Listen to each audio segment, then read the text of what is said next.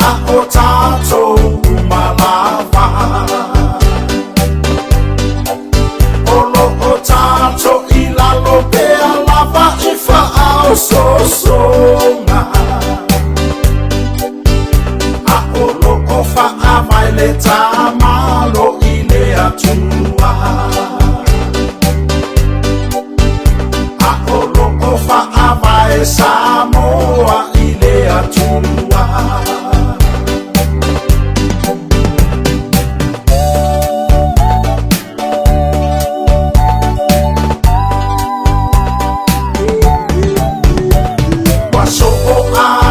Samoa I falesa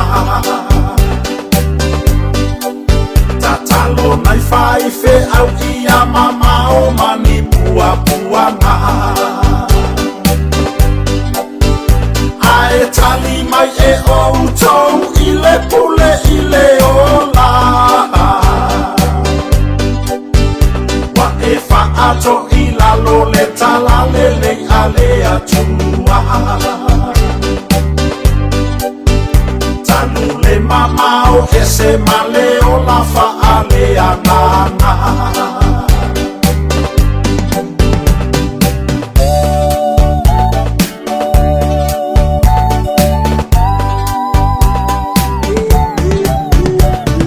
Awa ete mape atutupu oni pefea. Talanoa I se fai fe au po o matua.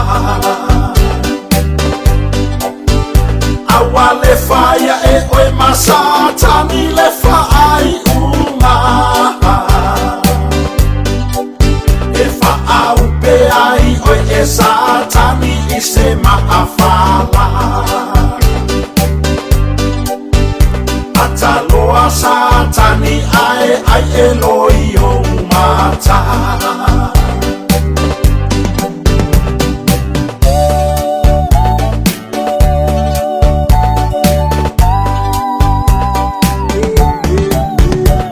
E inosia tele se tangata o tifa apena.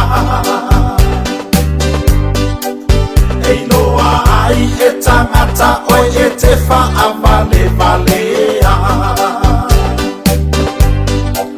E faia foi maleto mumulo o cielo ainga. A ua alumia I male pusa a paso I fua. E a oela e oti ai mamate ai mapua.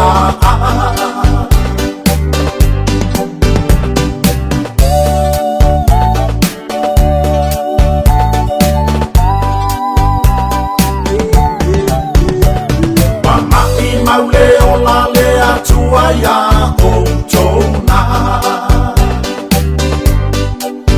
Sa sili o na faa o lai o ni manu vai fa.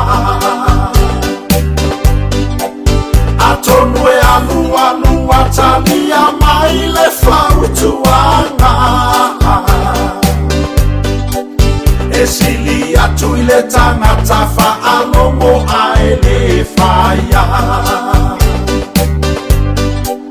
E sili atu I le tangata faa longo ai le faya.